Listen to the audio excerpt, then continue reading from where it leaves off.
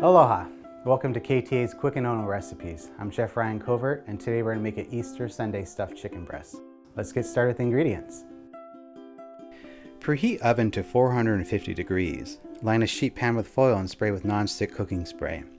Place the chicken in a pan. Gently peel back skin, being careful not to rip or tear. Wash hands after handling raw chicken. Spread each chicken breast with 1 tablespoon of pesto sauce. Top the pesto with a slice of prosciutto and then a slice of Swiss cheese. Fold skin back and season with salt and pepper.